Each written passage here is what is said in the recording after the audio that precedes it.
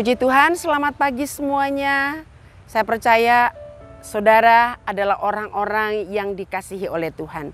Saudara adalah orang-orang yang memiliki sukacita karena Tuhan Yesus senantiasa ada di dalam hidupmu.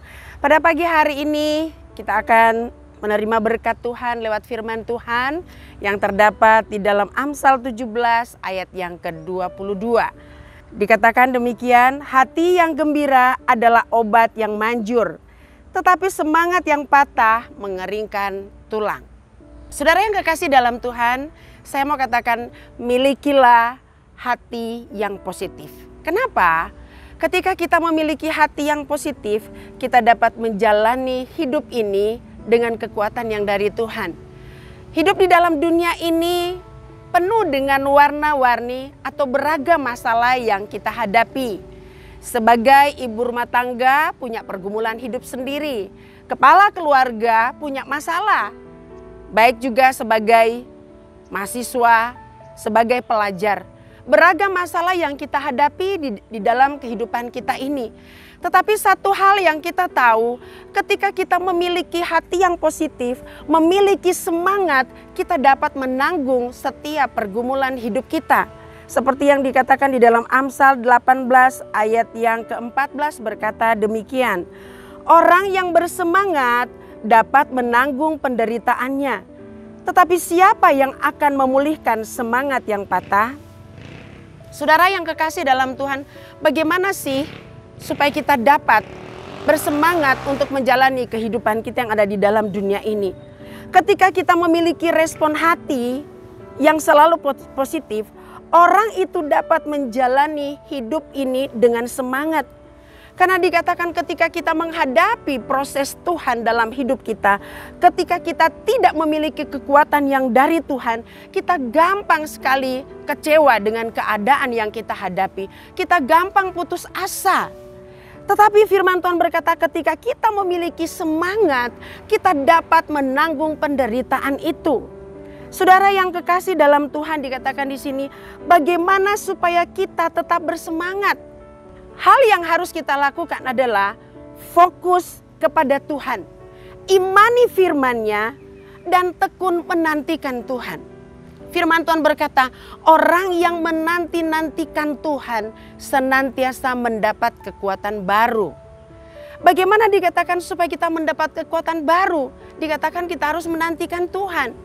Menantikan Tuhan bukan berarti harus pasif, berdiam diri. Tetapi dikatakan kita tetap aktif. Sebagai pelajar, sebagai mahasiswa, lakukan tugas dan tanggung jawabmu. Sebagai ibu rumah tangga, tetaplah bekerja. Sebagai kepala keluarga, lakukan tugas masing-masing. Dengan apa? Dengan memiliki hati yang tetap bersukacita di dalam Tuhan. Tetap miliki semangat dari Tuhan.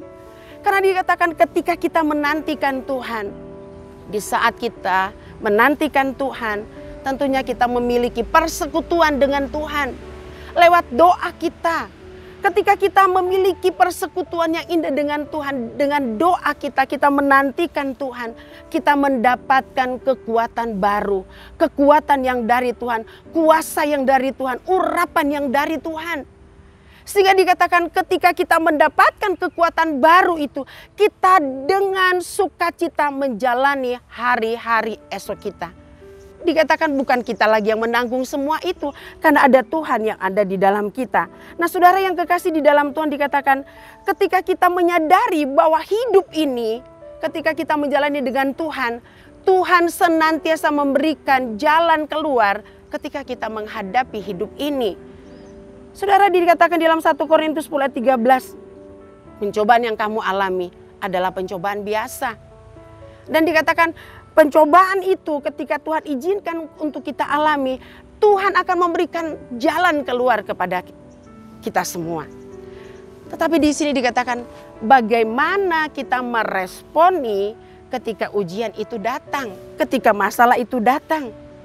Saudara yang kekasih dalam Tuhan, saya percaya setiap kita yang mendengar kabar baik atau kabar sukacita, dikatakan hati yang gembira itu adalah obat.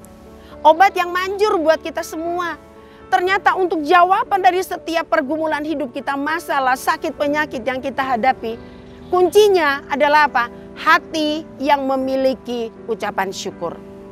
Saudara yang kekasih dalam Tuhan, jadi katakan ketika kita memiliki hati yang melimpah dengan ucapan syukur, firman Tuhan berkata di dalam Yesaya 26 ayat 3, dikatakan di sini, yang hatinya teguh kau jagai dengan damai sejahtera, sebab kepadamulah ia percaya. Saudara yang kekasih dalam Tuhan, dikatakan hati kita dijaga oleh Tuhan. Dia memberikan kita damai sejahtera yang melimpah atas hidup kita. Sebab itu saya mau katakan, jalani hari-hari ke depan kita dengan sukacita. Kita singkirkan ketakutan, kita singkirkan kekhawatiran, dan kita fokus kepada Tuhan. Kita mau imani firman Tuhan, karena di sanalah letak kekuatan bagi kita, orang-orang yang percaya dan mengasihi Tuhan. Tuhan Yesus memberkati kita semua, dan mari kita sama-sama berdoa. Terima kasih banyak Tuhan, hati kami melimpah dengan pujian dan ucapan syukur kami kepadamu. Kami tahu Tuhan, ketika kami memiliki hati yang bersemangat di dalam Engkau, kami akan menikmati suasana surga di dalam hidup kami. Kami menjalani hari-hari ke depan kami dengan kekuatan yang dari Tuhan. Kami jalani hari-hari ke depan kami bersama dengan Engkau, sehingga kami tidak perlu ragu dan khawatir akan hidup kami. Karena ketika kami menyingkirkan ketakutan, kekhawatiran, keputusasaan kami, Engkau menggantikan itu dengan kekuatan baru yang dari Tuhan.